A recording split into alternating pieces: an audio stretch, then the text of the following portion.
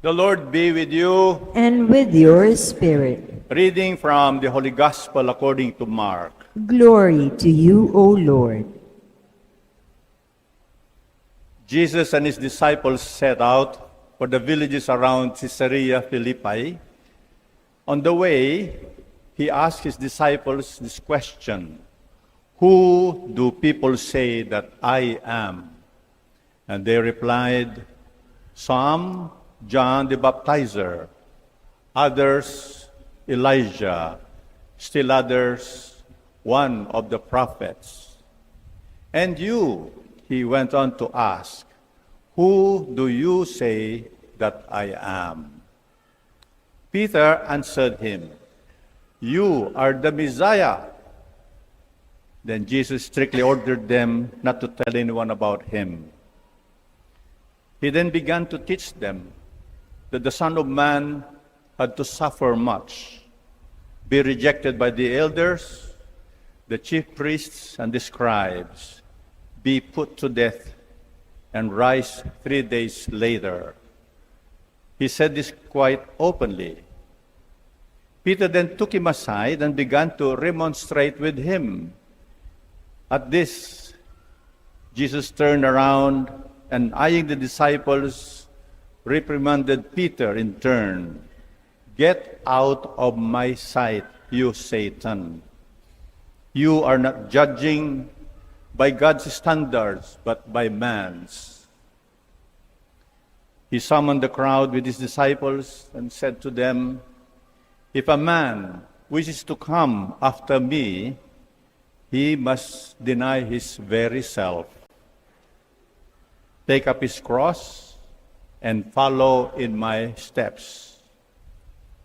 Whoever would save his life will lose it, but whoever loses his life for my sake and the gospel's will save it." The gospel of our salvation. Praise to you, Lord Jesus Christ.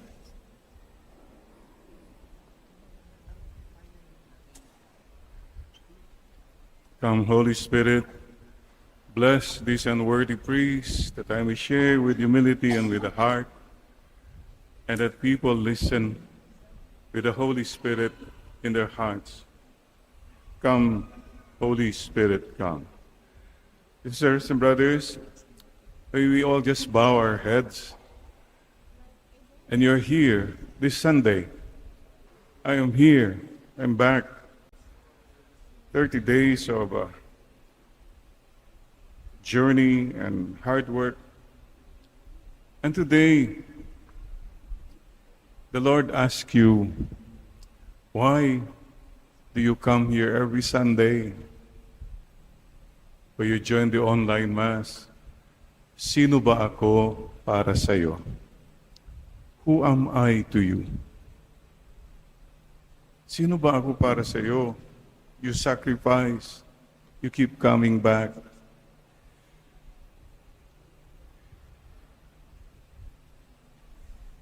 Today,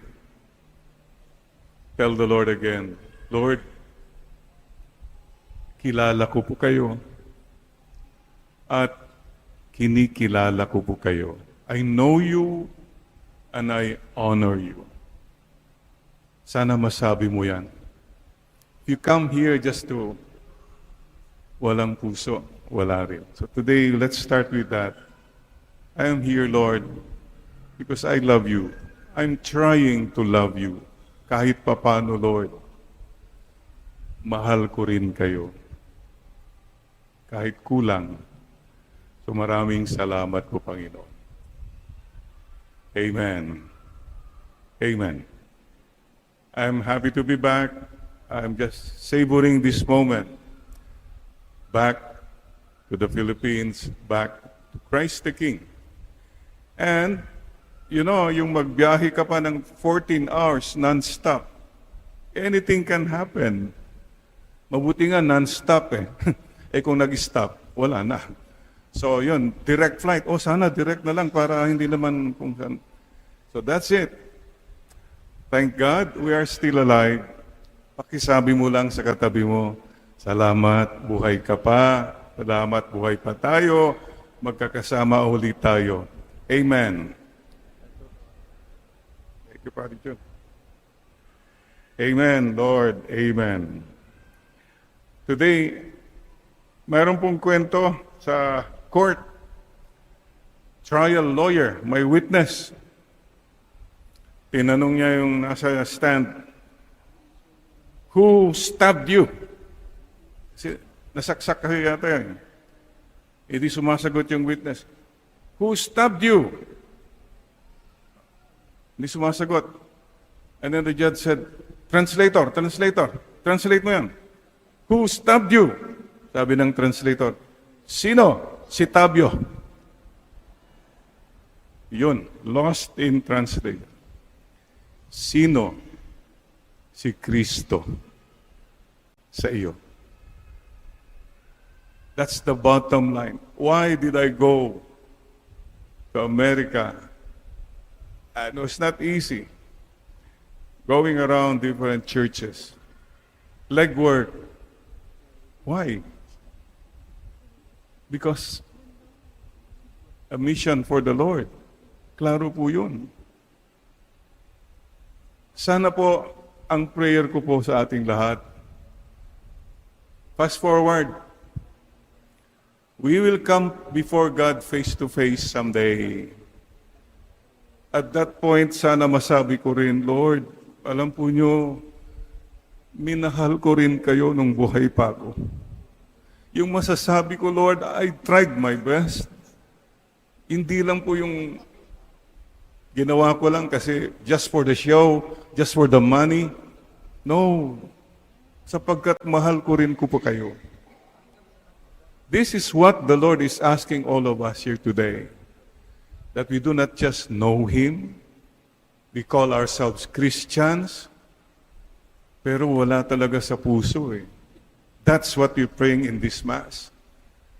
That our commitment to the Lord is more personal, more real. Not for the show, not just for the obligation, but yung masasabi ko, Lord, I did my best also. Some of you here, maybe sana at the end of your life, masabi mo, Lord, I shared my blessings to people because of you. Lord, pinatawad ko yung napakasamang kalabang ko na yon because you told me to forgive him. That is the meaning of making a commitment to the Lord today. Maybe you can say, Lord, may sakit ako, but I did not complain because alam ko po mahal niyo ako. Lord, binago na ko na po yung mga sasamang ugali ko kasi hindi na ho maganda para sa iyo. God wants not only your lip service. Lip service yung daliyang magbigkas eh. God wants your life service. God wants your heart. Kaya magandang tanong, close ka ba kay Lord? Baka akala mo lang. Close tayo. May closure dapat. Sabi ni Lord, closure. Close tayo. Are you sure? Yun po. And in humility, we do this in humility. Wala po tayong pwedeng ipagyabang sa Diyos. Yung sasabihin mo, Father, nagsisilbi naman ako sa simbahan, ganito ako, etc. Hello. God wants your heart. God wants my heart. So I look back at the mission in America, I look at it as a gem. God encounter moments. What mattered most for me is that people experience God kahit papano. When they joined me, when we encountered them. Yun po ang pinaka-importante. Never mind the long journeys, never mind yung mga abala, may mga problema, never mind, because you focus on God encounter moment. Every Sunday, you come here for God encounter moment. Sana po, keep that in mind. When you can tell the world, I don't know what you say, anong sinasabi nyo, basta importante sa akin, kahit papano, minamahal ko rin ang Panginoon ko. Yun lang po, siguro. Who is Christ for you? Thank you, and please remember you two are a gem.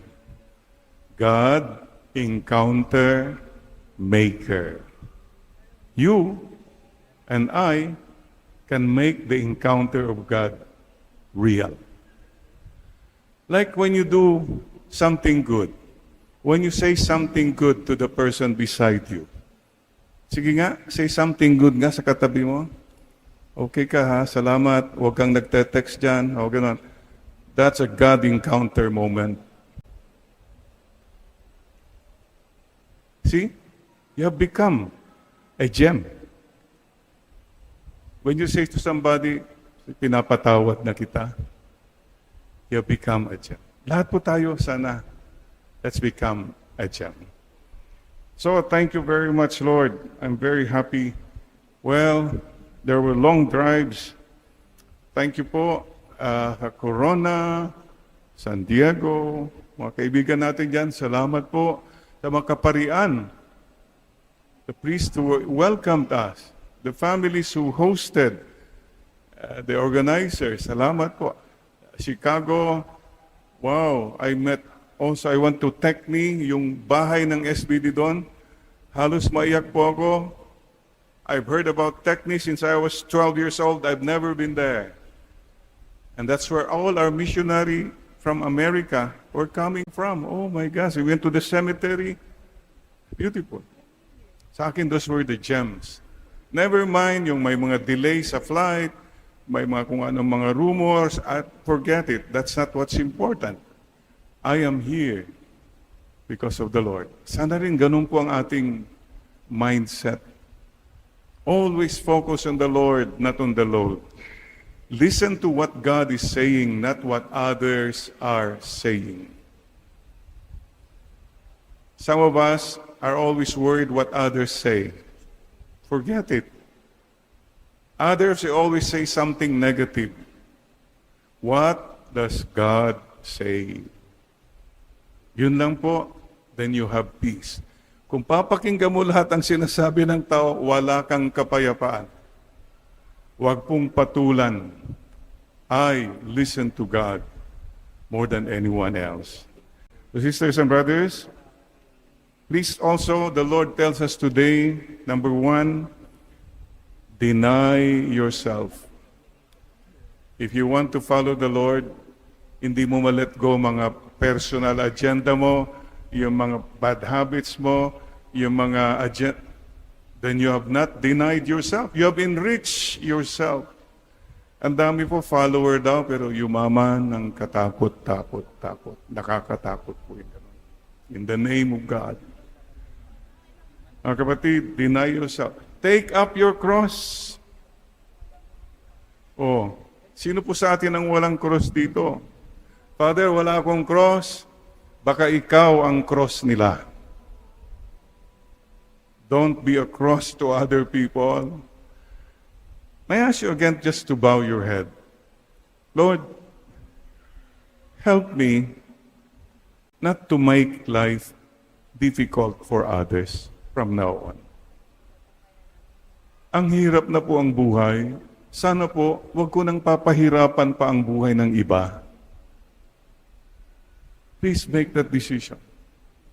Sana walang nagdudusa, naghihirap, malungkot dahil sa iyo. Dahil sa iyo ba wala nang umingiti sa bahay? Dahil sa iyo ba palaging takot na lahat?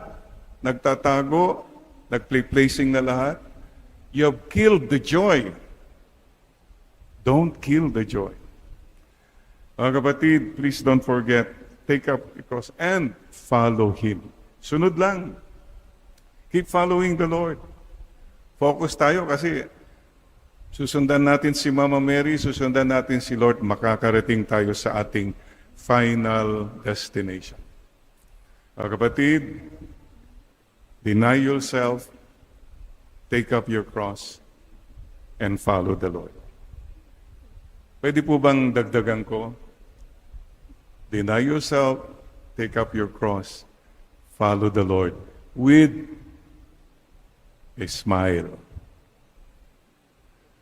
Ang dami sa atin dito, every morning, namimili ka kung anong isusuot mo. Susuot ko ba ito? Susuot ko ba yung, ano? Ang dami ka. Ito po sa akin, pinaka-importanting decision mo every morning, magsusuot ako ng smile. Tignan mo yung katabi mo, mukhang nakalimutan yata nagsuot ng smile. Ayan. Check lang. Yan na. Minsan po, may mga debate nung seminarista kami. Magsusuot ba ako ng sutana o hindi?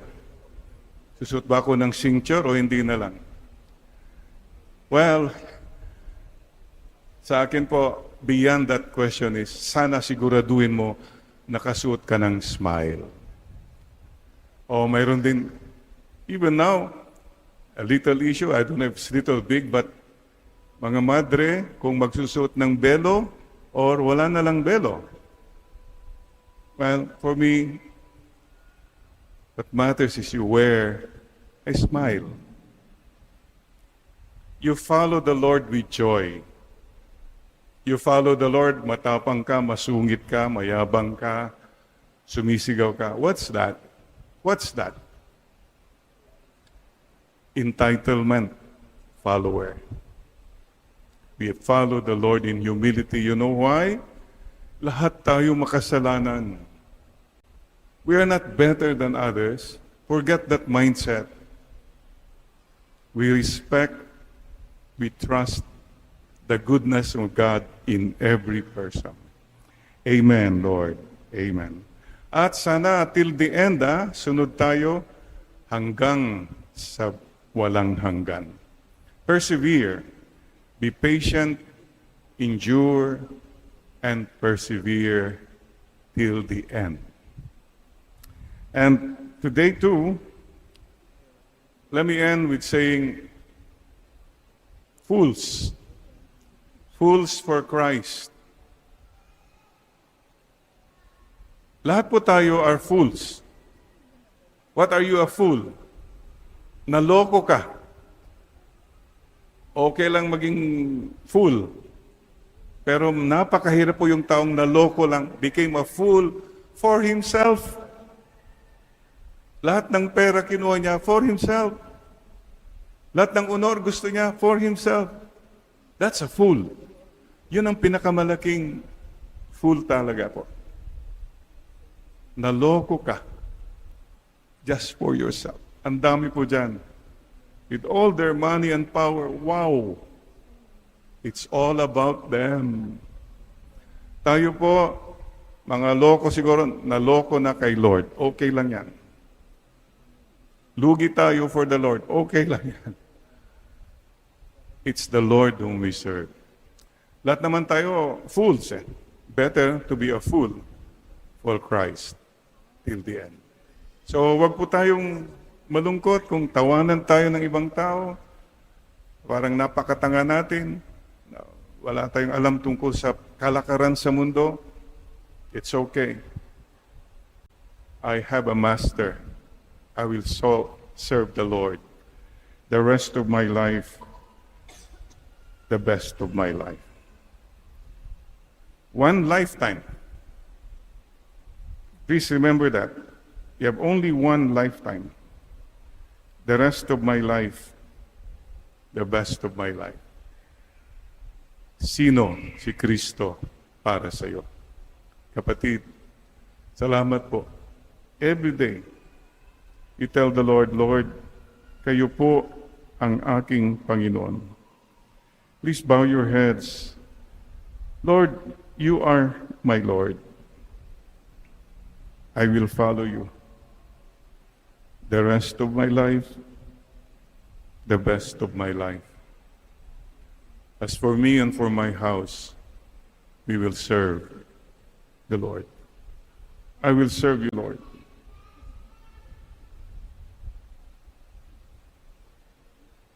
I owe you everything.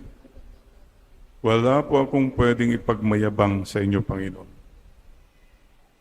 All that I am, all that I have, and all that I have achieved, nanggaling po sa inyo. So today, again, I tell you, Lord, you are my Lord and my God. Please help me to rise above my life concerns, my problems, my agenda, and focus more on what I can be, what I can still do for you and for your people. At salamat din po sa cross sa buhay ko. And as I experience the cross, help me to remember that you are in the cross. Na sana po I come closer to you because of my sickness, because of my pain, my hurts. Yes, Lord. And I become a better person, not a bitter person from now on. Salamat po, Mama Mary, for teaching us to follow Jesus. Not just halfway, but all the way. At sana, Lord, reminder for us here today, help us to remember that people are more important than our gadgets, our computers, and so forth. Help us not to lose touch of people, heart to heart. So maraming salamat po, Panginoon. Stay with us. Again, who is Christ for you?